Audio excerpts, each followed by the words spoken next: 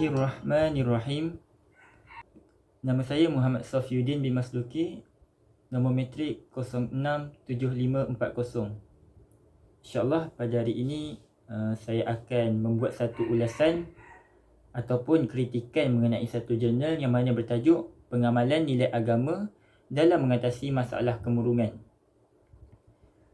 Sebelum itu saya akan buatkan satu sinopsis ataupun ringkasan mengenai jurnal ini dulu. Jurnal ini adalah bertajuk Pengamalan Nilai Agama dalam Mengatasi Masalah Kemurungan semasa pandemik COVID-19. Dan ia telah pun dikarang oleh Abdul Rashid Abdul Aziz, Amin Al-Hadi Syafi'i Zuraina Ali Nur Dahiyah Sulhana Zainal, dan ia telah pun diterbitkan oleh Malaysian Journal of Social Science and Humanities ataupun MJSSH pada 12 Disember 2020. Penulis ini amat menekankan masalah kesihatan dan dia meletakkan bahawa kaedah Islam itu dapat mengatasi masalah kemurungan yang melanda akibat pandemik COVID-19 ini. Pada awal jurnal ini, dia menceritakan tentang menerangkan mengenai wabak COVID-19 yang mana ia telah pun semakin menular dan merebak di seluruh dunia. Oleh itu, ramai masyarakat terpaksa dikuarantin untuk mencegah diri daripada dijangkiti. Akibatnya, WHO ataupun World Health Organization mendapati bahawa masalah kemurungan semakin meningkat akibat daripada pandemik COVID-19 ini. Oleh itu, beberapa kaedah rawatan Islam yang mana ditulis oleh penulis ini untuk menyokong bahawa kaedah Islam ini dapat merawat ataupun mengatasi masalah kemurungan dalam kalangan masyarakat. Baiklah, kita masuk kepada ulasan jurnal. Dalam aspek tajuk jurnal ini, bagi saya ia terlalu umum kepada masyarakat yang beragama. Hal ini kerana tajuk asalnya Pengamalan Nilai Agama dalam Mengatasi Masalah Kemurungan Semasa Pandemik COVID-19. Hal ini tidak menyatakan bahawa agama apa yang dianuti untuk diterangkan kaedah atau rawatan.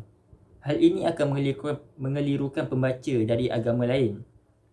Hal ini kerana kebarangkalian tinggi mungkin pembaca adalah daripada agama yang lain. Dari segi pendekatan teori adalah dari teori Counseling Psycho-Spiritual Al-Ghazali sangat membantu dan menyokong dalam penerangan masalah yang berkaitan jiwa. Teori-teori yang berasaskan Imam Al-Ghazali ini menjurus kepada teori-teori yang mendekatkan diri kepada Allah Subhanahu Taala dengan menggabungkan elemen spiritual dan keagamaan supaya bersumberkan daripada dalil Al-Quran dan As-Sunnah. Dan dari aspek sorotan kajian pula, sorotan kajian yang dimasukkan dalam jurnal ini adalah melibatkan kajian-kajian lepas yang berkait antara satu sama lain. Ini akan bantu jurnal ini lebih menarik minat pembaca untuk mengetahui lebih lanjut dalam kajian yang tertulis dalam jurnal ini. Sebagai contoh, pandangan dari Nur Sakinah yang membandingkan kaedah psikologi Islam dan psikologi Barat yang merawat masalah kesihatan mental. Sungguh pun ia daripada sorotan kajian yang berkaitan psikologi, namun ia adalah untuk memastikan kesihatan mental dalam keadaan baik. Dari segi metodologi kajian ini, penulis menggunakan kaedah kualitatif, iaitu setiap sumber yang digunakan adalah daripada buku-buku, dan setiap sumber rujukan dari jurnal ini telah dicatat dengan jelas pada akhir penulisan jurnal. Analisis data dan persembahan. Jurnal ini tidak menyatakan apa-apa data yang menggambarkan masalah kemurungan ataupun kajian-kajian yang berkaitan.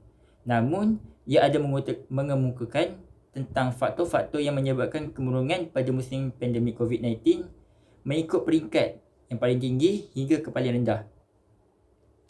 Secara jujurnya, jurnal ini memerlukan kajian yang lebih berfokus kepada beberapa kumpulan untuk membuat kajian keberkesanan kaedah nilai agama dan yang tidak menggunakan pengamalan nilai agama supaya dapat membuat perbandingan yang lebih jelas dalam merawat kemurungan.